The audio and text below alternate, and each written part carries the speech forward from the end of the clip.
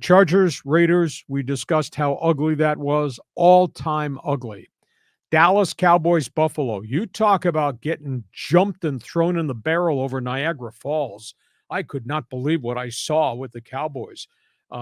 Buffalo just came out of the chute, out of the tunnel, firing. And Josh Allen had an okay game throwing the ball. James Cook, what a phenomenal day. Over 200 all-purpose yards. Buffalo mugged Dallas's offensive line. Dak Prescott, who went into the game with a quarterback rating of 106, just got battered unmercifully. Baltimore, Lamar Jackson, their offense, what they did defensively, choked off Trevor Lawrence. Jaguars are on a bit of a bad tailspin, and Trevor Lawrence is hurt again. 2 weeks ago, he suffered what would look like a really scary ankle injury. He's come back to play the last 2 weeks, but hasn't been himself. Now he's in the concussion portal, and Baltimore is just going down the field, throwing it, running it. They got 51 quarterback sacks on the season. Kansas City, New England. This is not vintage Chief football any longer. Mahomes, 2 more interceptions. As crummy as New England's been, New England climbed back into that game. So if you're a Chief fan, great. You'll be in the playoffs. You might be one and done. This is not Kansas City Chief football, and Travis Kelce is hurt again. What a coaching job by Sean McVay. Rams wallop Washington. Rams are 7-7. One of the dummies here at this table made the comment of, I wonder how Sean McVay is going to like being 4-13, because I thought they were going to tank.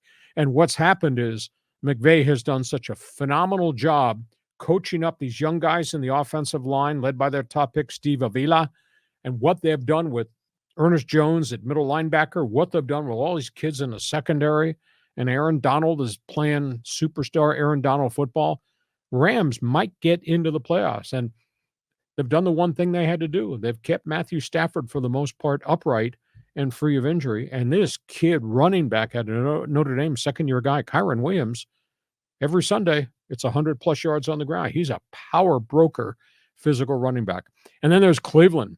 And Cleveland gets involved in this wild game at the end with Chicago. Joe Flacco. Who needs practice? Who needs training camp? Joe Flacco, fourth-string Browns quarterback, signed a couple weeks ago, comes off the couch, and he's thrown for 374 yards this past Sunday. And he's led them. The Browns now have 5 come-from-behind wins. I mean, they're going to be a force to be reckoned with because they're kind of scary defensively, and Flacco's making them competitive. Think about this.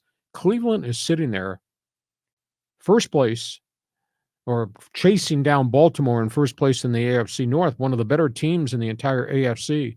And they're doing it without their starting quarterback and their star running back, Nick Chubb. Amazing. That's absolutely amazing. So, big weekend there. Were you surprised Dallas got its doors blown off by Buffalo?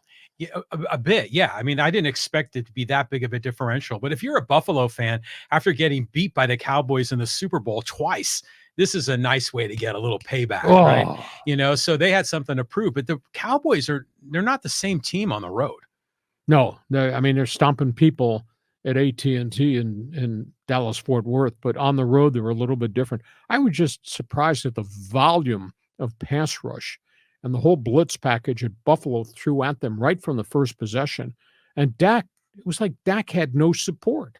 I mean, he was under siege before he even got the snap of the ball. So maybe that's a one-off. Thing got out of control. There's no doubt about that. Luckily, Dak Prescott got out of the game, did not get hurt. But that was a stunner. And this is a Buffalo team that has had a lot of problems off the field. This Buffalo team defensively is not what it used to be, at least for this past Sunday. That's who they used to be. Yeah. I mean, it was an interesting game, but I want to comment just briefly on the Rams, and McVay. And you were talking about earlier, you were saying that McVay was coaching his guys up, that they were playing at a higher level than expectation. That's the exact opposite of Staley and the Chargers, isn't it? Here's the playbook. This is what we're going to run, and we're going to practice this Wednesday, Thursday, and Friday. I mean, whether it's blitz packages or formation alignment, Rams don't screw it up. The Chargers, those guys are running open all day all game long. Yeah, I mean, you were commenting on Thursday night how the Chargers defensive backs were always a step behind, Yeah. and it was just hopeless. But I kind of like the Joe Flacco story. I mean, granted, I thought the guy retired. I thought he was done. A lot of people thought he had to retire a couple of years ago. He played so poorly with the Jets, but that again is a veteran quarterback on a really bad team. Well, it's like Weekend at Bernie's, man. They just roll this dude in, and he's just got the smarts to make it happen. And you put him with that defense, it might be like Trent Dilfer when he was running the Bucks back in the day. Okay, we go from NFL football, got a couple of college football